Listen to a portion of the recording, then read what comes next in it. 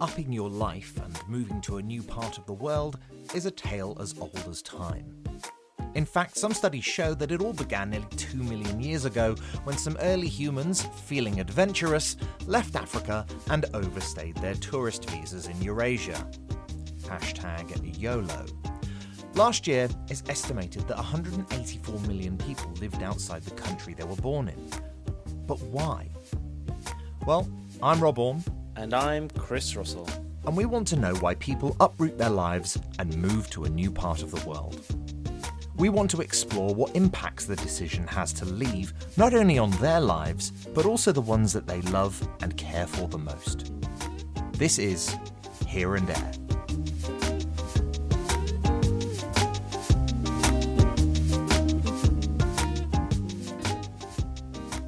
Hello, and welcome Hello. to episode 8 of Here and Eire, a podcast about why we leave. Don't ever interrupt my introduction again, Robert, okay? I thought you were saying hello to me.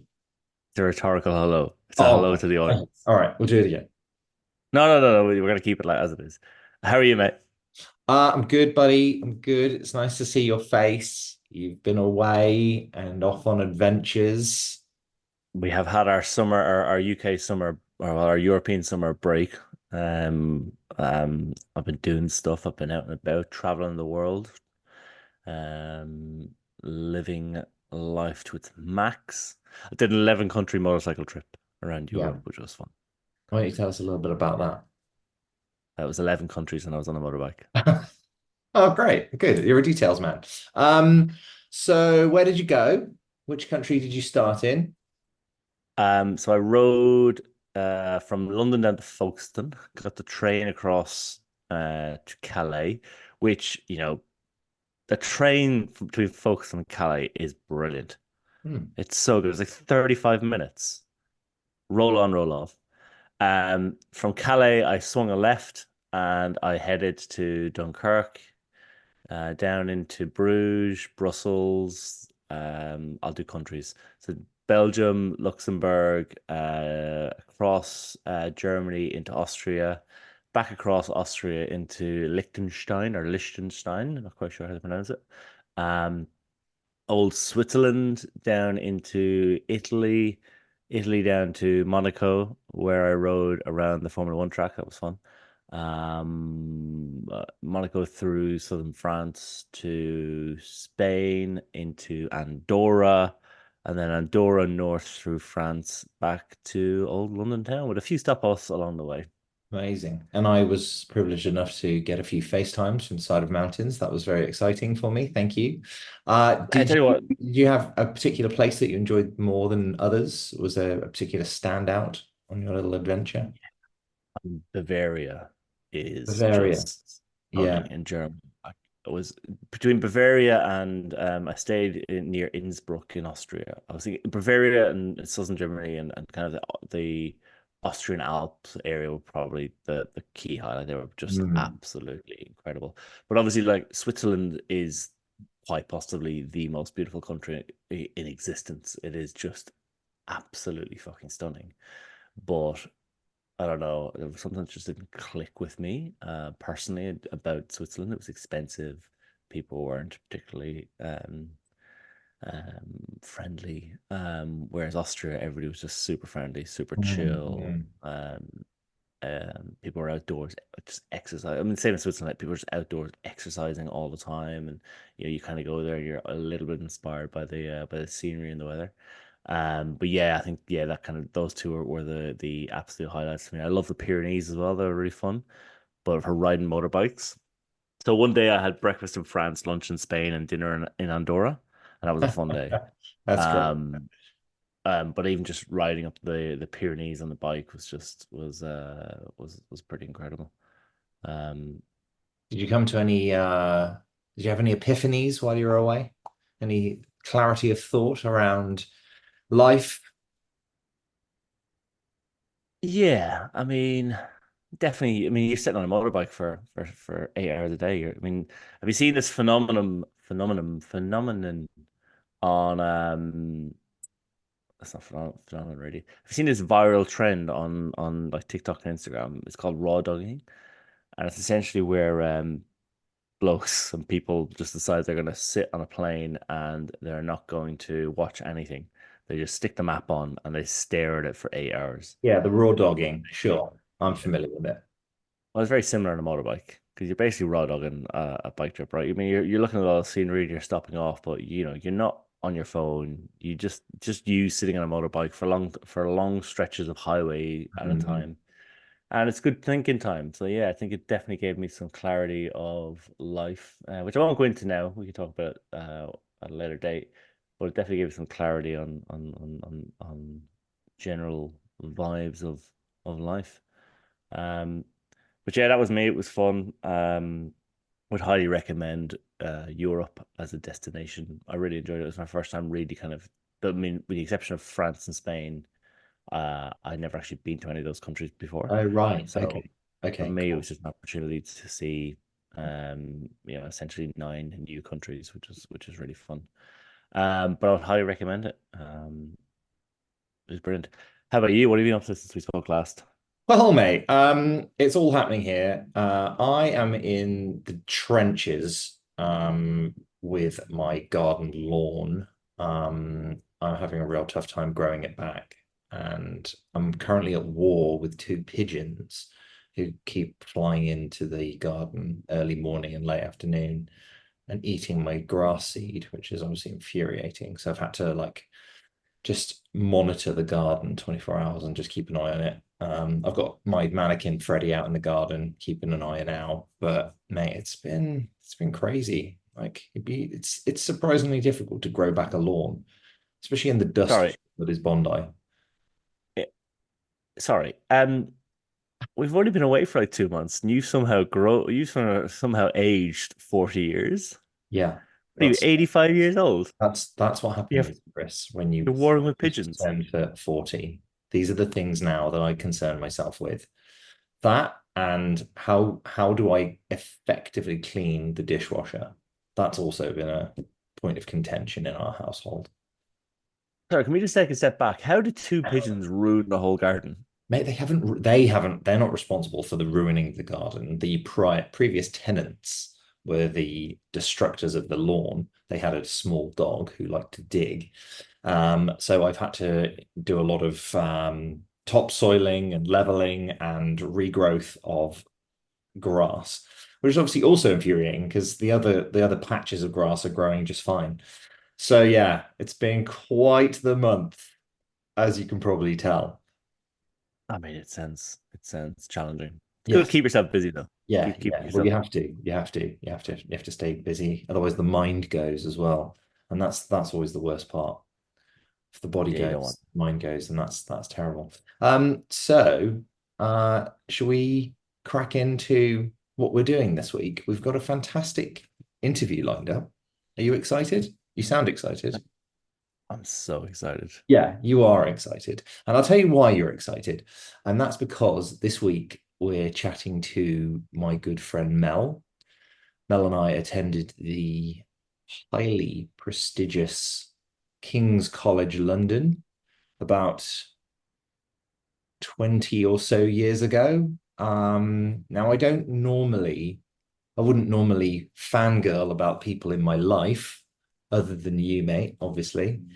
But Mel is an absolutely epic human. I think she's genuinely fascinating. And from her heritage and background to her travels, and now her gainful employment, she's lived a very interesting life, and lived in numerous places all over the world. Um, and a lot of that has its inception with her parents. Um, Now, I don't want to tread on the toes of the interview, but it's a really, really fascinating chat and gives some really great insight into what it's like moving to a new place that isn't the done transition between, say, Europe and Australia or Europe and Dubai, for example. So I hope that it provides a really unique, interesting perspective on what it's like to get up and leave. So let's not waste any more time. Here's Mel.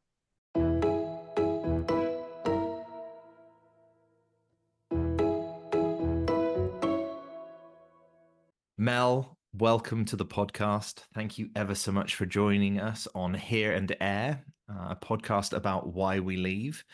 And who better to tell us about why we leave than you? Now, we've known each other for a number of years. Your story was as fascinating, how many years ago? 17, 18 years ago, as it is today. You are a woman of the world, is probably the best way to describe it. You have a really interesting cultural background. You've lived in more places than I can count on one hand. So we were very keen to get you on the podcast and to uncover a little bit more about your story. So welcome. Thank you. Thank you so much, Rob. It's great to connect with you again. I'm super happy to be here today. And yes, it's been we've had such sporadic contact over the last few years, haven't we? We reconnected and disconnected and then lost touch and then reconnected during COVID and then we lost touch again and now we're back again. And I think that's just the nature of our relationship. Yeah, and I think, it's also speaks a lot to your ability to ask really good questions, which I think has defined how we've always interacted. And it's enabled us to really get to the nuggets of interesting conversations, I think, quite quickly. So it's one of the reasons why I'm really happy to be talking to you today. Yeah. Well, there's an enormous amount of pressure now on this interview, Mel. And if the questions are subpar, I can only apologize. It must be because I'm rusty, perchance. Well, I just won't speak to you again for another 10 years. Okay, so that seems like fair. Well, look, on the basis of Chris and I obviously started this podcast to find interesting tales in interesting places. And why don't we start at the beginning, so to speak? And I wonder if you could help paint the picture of your background and where you've lived and where you currently are as well. I am currently talking to you from Nairobi, Kenya, which has been my home for the better part of 12, 13 years. Although I've moved around a little bit around East Africa. I am American and French by nationality, but I've never lived in America and I've never really lived in France.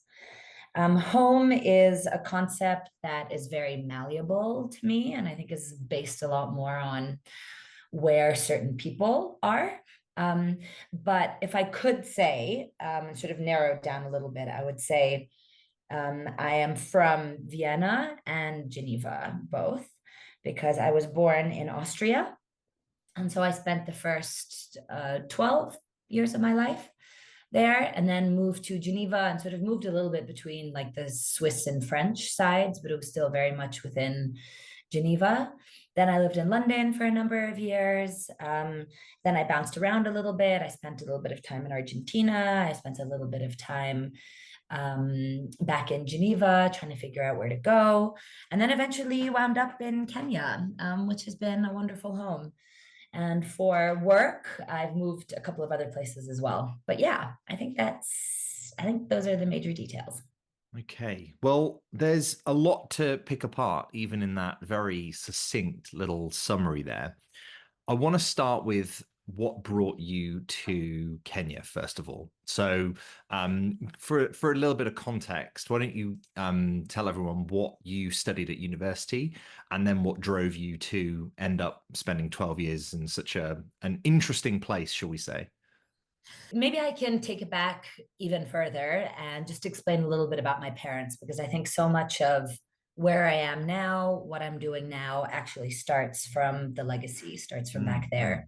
So both of my parents used to work for the United Nations and as linguists. So the whole international multicultural dimension to life started already a couple of generations ago. So my father worked as an interpreter for the United Nations, hence moving a lot between these different UN headquarters. And my mother worked as a translator. So again, lots of different languages, lots of different cultures. That's been a consistent in a life that has otherwise had quite a bit of variation to it. And so inspired by their work and inspired by dinner conversations, coming back from the office and sort of hearing what was most recently discussed in the Security Council of the United Nations, I was inspired to go and study international relations, war studies as my undergraduate, then decided I wanted to focus on human rights law. And yeah, so that's what I studied in London. So that's what had me living in England for a number of years. And then I currently work in the international development and public policy sectors for a management consulting firm in Kenya. And when I moved out here, it was because I had done my master's degree at the London School of Economics in human rights law. And I wanted to come and very typically get some field experience, as they used to say. Get some field experience in a developing country where I could really apply some of the principles that I'd been studying, be here or be somewhere for about 3 or 6 months and then apply to law school and go to the States. So I could finally connect with this American side of my personality that I'd never actually experienced firsthand. I'd go to visit, but I'd never really lived there. So that was my plan. So my big plan was to come to Kenya for 3 months, get some field experience in human rights, and then take that, apply to law school, and then go and become a qualified lawyer. Yeah, so that's kind of what I was thinking.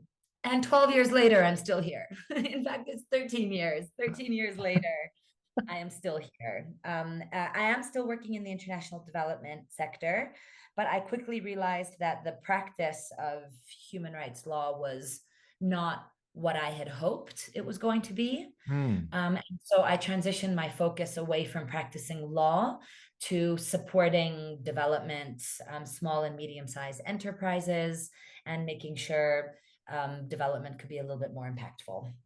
So yeah. Why is it not what you were expecting, and why have those expectations not been met around, the work that you're doing? So I think 2 reasons in particular came up.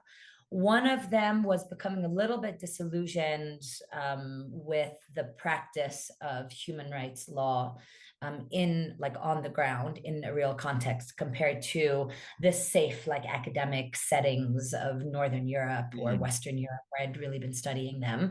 And I had a bit of an encounter where I was called by the prosecution of the International Criminal Court to testify against the president and vice president, essentially, at the time, who were being tried at the ICC in The Hague.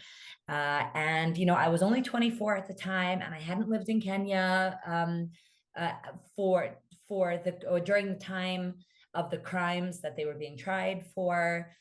And it really made me question, how war crimes and crimes against humanity are really tried. And I could really see the power structures that are behind how international law often works. And I realized that this was not something that I wanted to be a part of, and it wasn't going to solve any of the problems I really wanted to solve. So that was one sort of evolution that was happening in my mind, is this disillusionment with the way that human rights, the concept of human rights, can be manipulated by power structures, which is very evident for anyone living in a country where there are a lot of human rights violations happening. But it was new for me, green, coming out of school with this, utopian idea of what human rights could do. And then quickly on the ground being met with the reality that it doesn't actually solve the problems that I'm interested in solving. So that was one dynamic happening. But then on the other hand, I also came to Kenya at a really interesting time. And I recall a headline in a newspaper that I read, I think it was 2011 when I first moved here, or 2012. And the article was essentially asking, what is Kenyan identity? And how do Kenyans define themselves? And this was interesting because around this time, 2011, 12, 13, Kenya was going through a period of prosperity. The economy was growing between 5 and 7% GDP growth. And many people were starting to question, well, is it that makes Kenyans Kenyan, and that makes Kenya Kenya compared to Tanzania or Uganda, other countries in East Africa, or compared to South Africa, because they were gearing up, I think, to host the World Cup, was it? Yeah. And everyone was sort of talking about what it is to be South African, and, you know, all the things that are basically African, and how does Kenya define itself, particularly because this is a country that has a very complicated history with its colonial power, where the relationship with England is still very close on some levels, and very tense in terms of other respects. And I loved it. So I loved coming here and seeing this headline and reflecting on who am I at the tender age of 24, 25, which I think, you know, a lot of people at that age are also sort of trying to figure out their identity. But particularly for someone who's been raised in different countries with different cultural backgrounds, and to then be able to go on this journey with a country that is also trying to figure the same thing out as well. And it just made me realize that I didn't want to move to America. I didn't want to go back to Europe. You know, a lot of economies were in recession at that time. You know, we had just come out of the experience of 2008, 2009. It was difficult to find a job in Europe, at least one that would give us the salary and the lifestyle, you know, that we were interested in. A lot of unemployment. It was economies were stagnant, if not moving backwards, regressing. And I didn't want to do that. I was immediately drawn to a place where that felt like it had momentum, it felt like it had energy, and where there was a new generation actively questioning who they are and trying to distinguish between who they are and what that means in this post-colonial generation compared to who their parents were, and having more exposure and more freedom to choose what that looks like. Now being, you know, one generation not born under colonization. And I thought that was just really fascinating, and it really resonated with my own personal journey of self-exploration. I was about to ask, I think the problem with interviewing you, Mel, is that often you preempt a lot of my questions. So you've already trodden on my toes several times. But I think this idea, it's quite all right. I think this idea of, you know, you were saying that Kenya was in this mode of self-discovery about identity, and that was obviously an enormous part of what you were doing. And I wanted to sort of tuck into that a little bit more. Like, during that period of time, was there ever any, even, I mean, you've sort of alluded to it, but yeah, you didn't want to go to America, but at that time of, you know, quite a lot of flux, a lot of sort of, you know, Kenya's trying to figure themselves out. Did you ever doubt your decision to move? Like, was there ever any sort of sense of, oh, I've made a terrible decision here and I want to move back? Or was it always like, I'm headstrong, I know the course that I want to take, and this is how it's going to go? I never doubted my decision to move here. I would say until maybe 2017. So for the first 6 years, not only did I not doubt my decision to move here, I fervently fought to stay here. When my first sort of 3-month consultancy ended, it was renewed for another 6 months. And then after that, I had the option of going back to Geneva, where I was working as a consultant for the World Health Organization. And I didn't want to do that. I sat with myself and I really contemplated moving back to either Geneva or now to go to law school in the States. Sorry. And I really didn't want to do that because I felt like in neither of those places was there a creative process unfurling about discovery, nor was there the space and the affordability to take risks, to try and figure that out, to innovate, to create new things. Whereas in Nairobi at that time, there was really a bit of a there was really a bit of a revolution happening where people were starting to move back from their degrees abroad and bringing new ideas. There was so much innovation happening here. So many new startups, the tech scene was booming, investment was pouring in. Kenya was really making a name for itself in terms of social entrepreneurship, which itself was a whole concept that was evolving and growing. And I was swept up in this momentum of young people doing new things. And I really wanted to stay here and be a part of that. Kenya, and here's my plug for Nairobi to if anyone wants to come and visit. But Nairobi is incredible for a number of reasons. It really attracts people from many different walks of life. So as opposed to other cities and other countries where if you come as an expat, you sort of stay in like a humanitarian bubble of everyone who just works for NGOs or who just works in the humanitarian sector. Kenya is not like that at all. It really attracts entrepreneurs, investors, the tech community, artists, musicians. The fashion scene here is incredible, and it's so energetic, and it really has this feeling of being a melting pot. Of like a very blended community. Itself, Kenyan society and cultures are themselves extremely mixed. Swahili, the main language here, is composed. It has a Bantu language at the base, but it has a lot of Arabic in it. It has a lot of Hindi in it because the language itself is a blend and a representation of all the different cultures that make Kenya, Kenya. And so it was a place where I could very easily feel home. And yeah, where I felt like the questions of identity were ones that I could really relate to. And I was really welcomed here as well. I think that's so interesting, Mel. And I think one of the things I'd like to ask you is this idea of having a stake and being welcomed as part of that society. As you know, I mean, I came to Australia at a similar time that you went to Kenya. I've subsequently become a citizen and I have a bit of a say, and I get to, you know, when the polls are out, I get to go and have a democracy sausage at the local school. How invested and how like has that been a similar process for yourself? How have you managed to have your say in a way that you feel is contributing to that? This is a really sore spot for me because the short answer is no.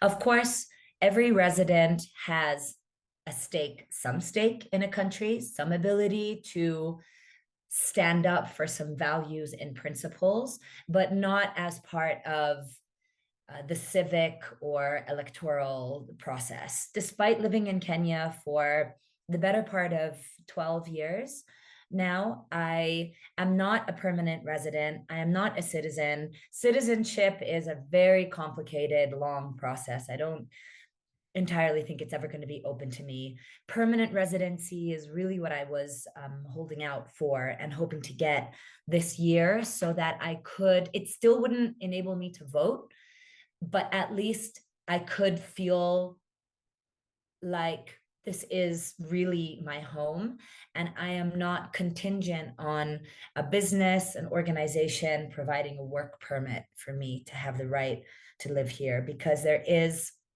a power dynamic that creates, and being dependent and reliant on an organization deciding that I am worthy enough to have in this country, it changes the way that I can participate in the development of the country. So unfortunately, I have not had as formal of a stake as I would have wanted. I do try whenever there are elections, I try and participate in the way that I can. I try to keep informed. I pack food and sandwiches and drinks, and I go to the electoral lines where people are lining up to vote and, Amazing. you know, provide some sustenance, because sometimes that process can be tedious. And I try to stay involved and celebrate with the country. However, it is one dimension on which I am an outsider and I'm not able to be fully involved. I do think that part of this experience of being an immigrant in another country, and I think particularly reflecting on my background, my upbringing, moving around a lot, typical third culture kid experience of having parents that are from different cultures, being raised in a country that is neither of those cultures, already that blending it and then choosing to go to another place and adopting that culture. I have found in a lot of my friendship choices, my relationship choices, that I tend to gravitate towards people who have a strong sense of culture, who are deeply rooted in communities, who have maybe larger families, because there's a part of that that I yearn for, that I really miss, that I wish I had a little bit more of myself. And so when I've had Kenyan partners, for instance, in relationships, I tend to get very involved and, really want to understand what their cultures are, what their traditions are, what their opinions are on political matters, who they're voting for, what issues are at the heart of their communities. That really means a lot to me to be able to do that. It's not the same as being able to vote, but I do think anyone living in the country has a responsibility to stand up for some of the values, to participate somehow. A concrete example would be Kenya has recently been experiencing a number of protests as they're trying to redefine how politics function in the country and the relationship between the political class and the working class. There are loads of protests out on the street, and because I'm on a work permit, it's a bit, and because I work in public policy, it's a bit risky for me to be out on the streets in those ways. But I try to do what I could, donating to causes to try and support prisoners who are being arbitrarily detained or abducted to cover their legal fees, donating blood. And I always get a swell of nationalistic pride in being able to support the causes in whatever capacity I can. It's really important to me to be plugged in and to try and support, even more than I would say. No, maybe not even more than the US and France. I follow both of those, and I'm also very involved. And those are both the countries that I can vote for. And so I do vote for them, and I do follow those political conversations as well. But I really feel strongly aligned with what's happening in Kenya. So it's Mel, it's so interesting, like that you feel that way, and the fact that even in face of the difficulties around staying in Kenya, the political unrest that you're seeing on your doorstep, has that doesn't dampen your desire to stay where you are, and you're quite comfortable in the decision that you've made to be there?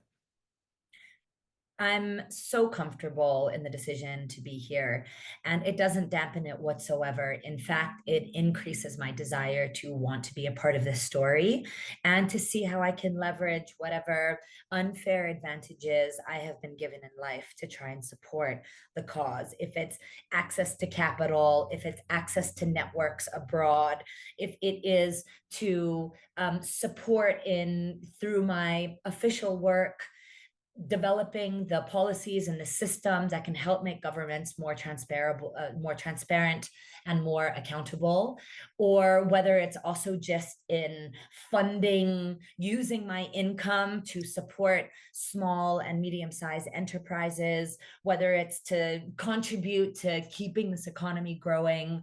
This is a country of absolute resilience, and it's just so incredible to be able to witness it. Being in Kenya, I am a student every day. I am learning so much about resilience, about how to define yourself, about how to stand up for what you believe in. And there is no place at this point that I would rather be. I did mention earlier that in about 2017, I started questioning a little bit my decisions, because as much as I love being in Kenya, the older I've become, my values have started to shift and my priorities have started to shift. And I have found myself wanting to be closer to family. I have found myself missing the ease of being with a nucleus, of having your nuclear family around you. And that has really been something that I've been yearning for as well. Nairobi is a wonderful city, but it is highly transient. So my first decade of living here was characterized by meeting people I really enjoy, finding kindred spirits, just to have them leave 6 months, 1 year, 2, 3, 4 years later. Highly transient until I could really find my people who are rooted here. I'm grateful that I think I have about 80% of my friends are Kenyans, and the rest are people from different countries. And so that's great because it does provide a little bit of that stability. However, I really still miss my nucleus of a family. And I have been thinking about how I can spend a lot more time dividing between Kenya and more classically, where is home? And that is where my nuclear family are based. Okay. It's just so magical to hear you talk like this because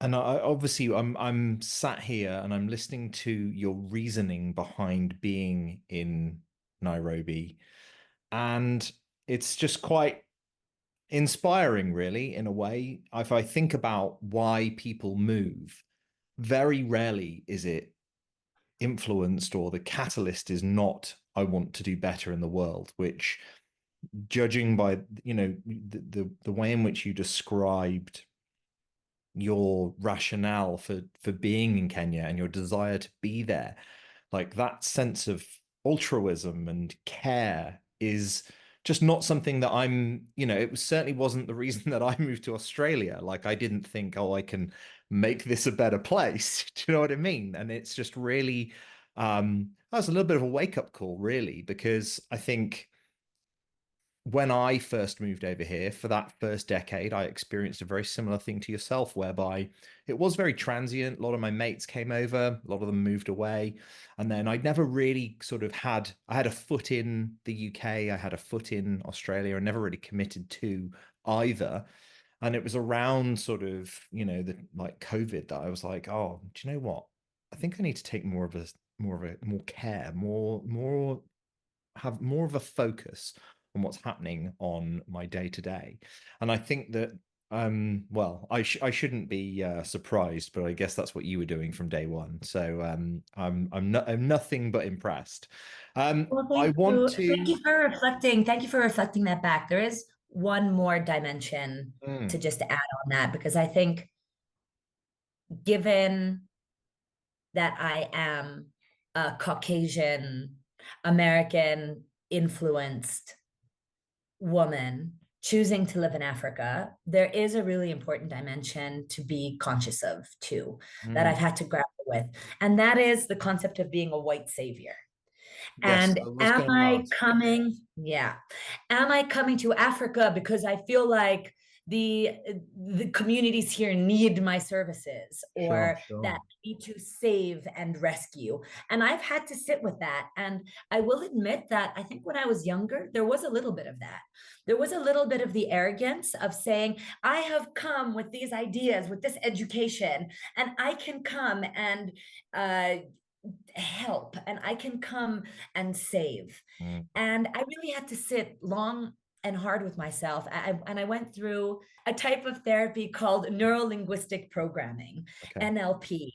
And I went through some of those sessions to dig deep into what are my motivations, what are my behaviors, how am I interacting in this community, what are my values that underpin that, Mm, mm, to help me make the decision of, if I am choosing to be an immigrant, a migrant in another country, what are my intentions? yeah. And to sit with this concept of being a white savior, and to understand what is really behind that. I do think at my core, regardless of whether I would be in Kenya, or whether I was living in Zambia, or when I was in France, even, or in Switzerland, or in the UK, there was always an element of wanting to participate in the building of a narrative. That is really important to me. So, whether that is being a white savior or not, I think is I guess, something that I still have to explore. But being part of building a story, I do think is really important. And there is an element to me, even if it's more on the entrepreneurship, of seeing a problem and wanting to solve it. However, Kenya has informed me and shaped me so much more than I think I have done anything to save this country. I am constantly learning and growing and being confronted by myself. And I think Kenya has, in many ways, saved me and helped me to really develop and to overall be a better person. But it is a line that I have to be very conscious of walking. How much am I here to save versus how much am I here to create, to co-create, and how much am I also benefiting from being here? And I just want to be very transparent about that. No, I think it's such an interest, and that I can one of the few parts where I'm like, oh, I can empathize with that. I remember a few years ago doing some charity work in Nepal and thinking, yeah, doing a great thing here. Yeah, pat me on the back. And it was only during, when I hurt my back that I had time for some real self-reflection. And I was like, actually, I probably did more harm than good, like being there and not and sort of flying in, being like, "Don't worry, I'm here to help," and then 2 months later, being like, "Best of luck." So that was a really hard thing for me to sort of wrap my head around. And I guess the thing that I would say is that I think it is a reflection of how much time and energy that you put in. And that was why I felt so empty after that experience, in retrospect. I was a bit like, oh yeah, I really didn't give those people the care and love that I should have done. But I don't think the same could be said for you. Like you've battled, you've persevered, you've shown real diligence in wanting to be there, participating in ways that nobody's asking you to go and do those, to bring snacks and sandwiches to people lining up to have their say. Like that's real care. And I think that's a real testament to who you are. Thank you. Thank you for reflecting that back as well. I think one of the challenges of not being a permanent resident yet is I am capped and limited to what I am able to do in this country. Not being a permanent resident means I need to work for an organization that will sponsor me to be here. And that largely means working for international or more established organizations that already have funding to be able to do what they're supposed to do. Whereas what I really see as being transformative, it is the smaller micro grassroots initiatives that happen closer to the ground. I am forced to keep those as my side hustles, as they say, or passion projects, because they're not going to be able to afford to have me here. If I could be a permanent resident, I would love to be doing a lot more on the micro community level, which creates jobs, it eases cash financial flows, it supports the individuals that are here. So I have tried, for instance, in addition to my macro level systemic public policy work, which pays me to be here, I have recently gotten qualified as a trauma informed coach. I teach yoga on a free community level basis to try and use my free time to support some of these ventures that, again, keep me connected to the spirit of the city, so that I'm not just working on big sort of, macro policy levels that I'm not part of. These are not my people, but it's my community, it's my neighborhood, it's my block. And I wish I were able to interact more on that level, because that is the type of connection that I think makes a place feel like home. And so I use a lot of my free time and on a volunteer basis to do that, because that is how I feel connected to a place. It's not just working on the big policies, but it is, what connection do you have with the person who lives next door to you? Yeah, it's lovely. And It's so nice. And if yeah. you were anybody else, I would be surprised, but it's you, and I'm not surprised. And I think that this is, again, just exactly who you are. And it's just, again, it's waves and waves of Mel that I know, and you continue to, even, almost 2 decades down the line, continue to do that. Now, one of the words that keeps cropping up, and I don't want to gloss over it. You mentioned that, there is this, or there was a bit of a tug in terms of pulling you away from this community and what have you in Nairobi.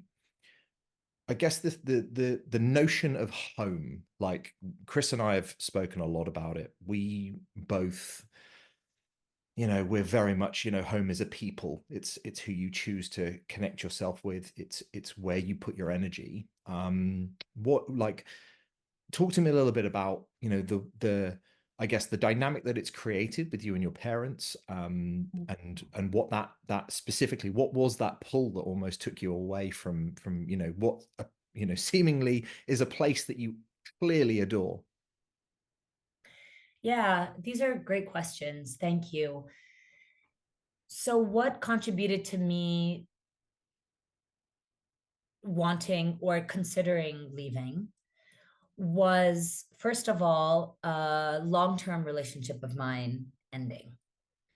And that coincided with changing jobs.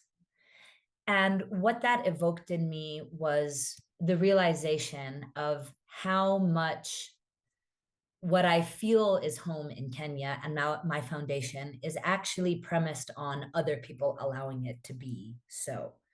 Because without my Kenyan boyfriend, I suddenly felt there was a whole part of my life that I was now disconnected from, or that I didn't have as much access or as much right to call Kenya home, being cut off from, or having that element being removed. So an example was, he had a beautiful farm outside of Nairobi. And, we always daydreamed about what we would want to do on that farm, on that piece of land. It's a lot harder as a foreigner to buy land here. And now realizing that ideas of investments and projects and building, that was now going to be a process that was a lot more difficult for me. So that was one thing that happened. And then also changing jobs meant that I didn't have a work permit. So now suddenly I can no longer really be in the country on a long-term basis. And then that coincided as well with my parents saying, okay, Melissa, like, you've been away long enough. This walkabout that you've gone on has gone on long enough. Now it's time to come home, because they had never really fully accepted that this move that I had made was going to be a long-term move. In their mind, it was still a short experience, go and get your field experience, explore the world. But then obviously you're going to come back home. Yeah. And and I did start feeling that tug a little bit, where it occurred to me that I had chosen to live in a place that was actually quite difficult for me to be in long term. I can live anywhere in Europe. I can live and work anywhere in the US by virtue of my citizenship. But I chose to live in a place where I need to constantly have someone say, we want you here. And so it started occurring to me where I'm like, wow, why am I picking the hardest path? Why don't I pick the path of least resistance? Go back home, connect with my memories, which I think is another element of what home is. For me, it's people, but it's also memories.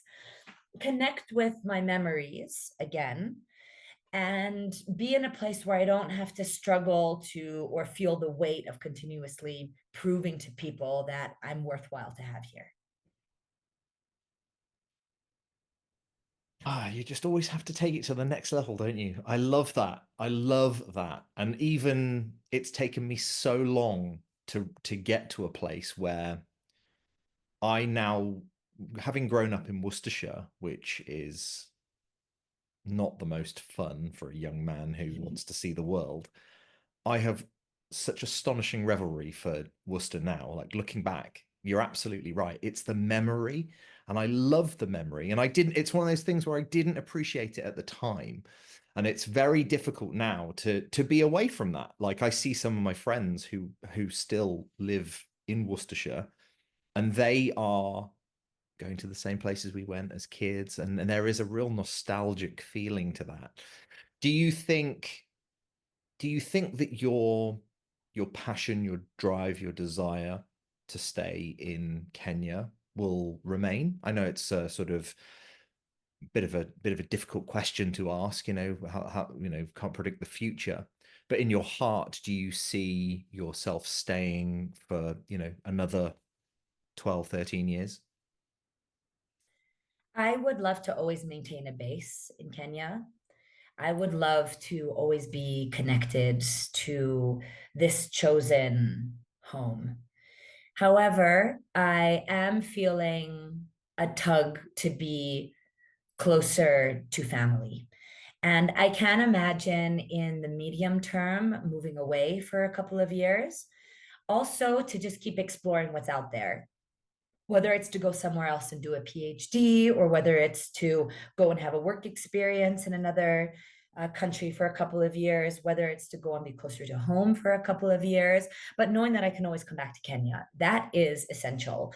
I hope for Kenya to be a constant feature in my life, but I'm also pleased with my growth here because I no longer feel like I have to hold on to it and I have to cling onto it, which was from 2017, 18, 19 onwards. I sort of had that feeling a little bit like I hadn't quite proven my connections here, or that if I were to leave, all of what I have done, my projects, my communities, my people would go, and I would no longer be able to feel connected to Kenya. But now I feel the way that I have brought an intentionality to how I'm living in Kenya, that I don't have to hold on to it and clutch onto the notion of the Kenya that I have crafted so closely to my heart, but that I could actually go and explore and still be able to come back here and have a sense that it is still home.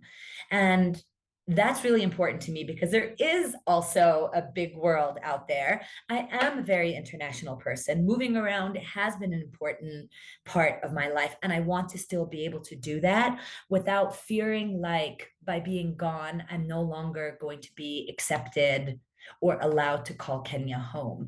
And I have felt very insecure about that and sort of tried to clamor and prove that I understand Kenya, like I speak the language somewhat, I know the culture, like I know all the music.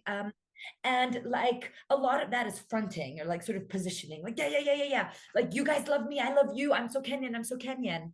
But I think at the root of that there is a bit of an insecurity that if I don't posture, if I don't advocate for Kenya so much, if I'm not constantly putting in a lot of effort to be here, then it's not going to feel like home. And that's stressful. That's a stressful way to live on the day to day, And so I'm trying to lean in a lot more to the knowledge and the experience of saying, my 12, 13 years have been formative. I moved here when I was 24. I'm currently 37. That is a really important part of my life that living abroad has shaped, and that is mine. And no one can say that that experience isn't valid.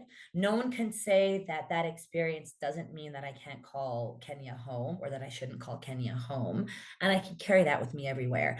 And I may be belaboring this point, but I do think it's really important because, and Rob, I'd love to know your experience about this as well, and whether this has been something you've encountered. But I find that being a third culture kid or having a very fluid sense of what identity is, where home is, what your culture is, it has predisposed me to some codependency tendencies where, as you were saying earlier, home is very much where people are, right? But then that puts a lot of weight or responsibility in those people to define your experience. And for me, I have found in relationships, I've really been attracted to people who have a very strong sense of culture, very strong sense of community, because I'm like a sponge. I want to sort of usurp that or absorb it somehow, to speak the language. I can very easily pick up the vernacular of someone, or pick up how they dress, or pick up thoughts and opinions they have, and become very attached to people because of how close they are to their culture, because that's not something that I have had a very strong sense of. It's been very fluid for me. So I didn't sort of jump on and cling on to people. And that doesn't necessarily lead to the healthiest relationship dynamics. And yeah, so yeah, yeah. Right? Yeah. I don't know if there's any part of that you can relate to, because I think for me, it's really interesting you say that, because if I self-reflect on my experience, I can't say that it's been the same. I think I've always had a real there was a real finality and a real certainty to coming over here. I think I always wanted to come over here and live.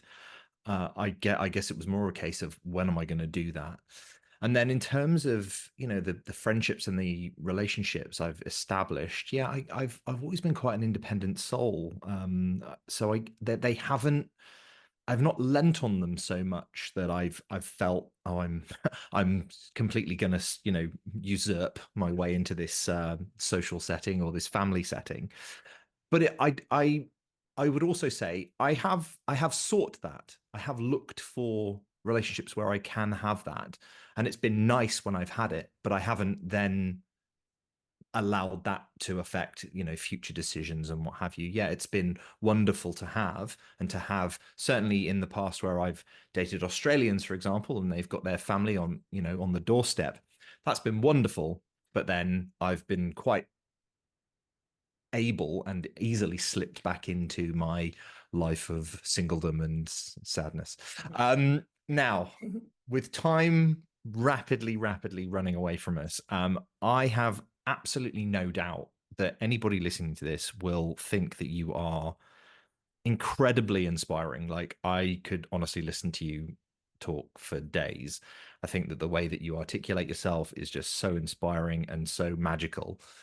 I wonder if anybody listening to this has aspirations of moving, I think you'd be a great person to sort of, give a piece of advice and, potentially give them a little bit of a nudge towards the door. What would that be? And, what would you say to them if they were, either on the cusp of moving?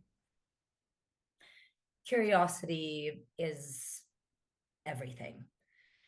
And by opening your mind and by approaching any new country, new circumstance with curiosity, that is guaranteed to create just a wonderful experience. And there are definitely challenges with being a third culture kid and moving around a lot, but I think the advantages far outweigh that. And so approaching every situation with humility and with curiosity, and remembering that no matter where you go, you are both sharing and, of course, being an ambassador from where you come from, but also learning. And I think when a lot of people move abroad, that's something, it sounds so simple, but it's something that can often be forgotten, where they will enter a new place and sort of unconsciously expect things to be like home, or be comparing things all the time to their own home, instead of really being open to learn and embrace a new way of doing life and different values that underpin how communities interact, how individuals talk to each other, how business transactions function, the fundamental principles on which economies are based. And I think it really just comes down to that curiosity and having the open mind that although you may love where you came from and your experiences and your people have been very formative, there are so many other ways of doing things, and leaning deeply into that plurality. I think would be key and would guarantee just a really wonderful experience. There are a lot of great people out there to meet. There's a lot of, great experiences, to be had. So yeah, I think that's what I would say. You can see me Nothing smiling, too but profound. you know that that's because everything you say is so poignant and so pertinent. I think that that's a wonderful, wonderful way to wrap up our conversation today. I have no doubt that anybody listening to this will have 1,000 questions, but sadly we are out of time, as they say. But perhaps we could reconnect in the future. You know, in another 2 or 3 years, who knows where you'll be. But Mel, thank you ever so much for joining us on Here and Air this week. We really appreciate it. It was such an interesting talk. Wonderful. Thank you so much again for inviting me, Rob. It's been wonderful chatting. If you like what you've heard here today, make sure you jump onto Instagram and give us a follow. We'd love to connect with you and hear all about your immigration tales. Just search for Here and Air.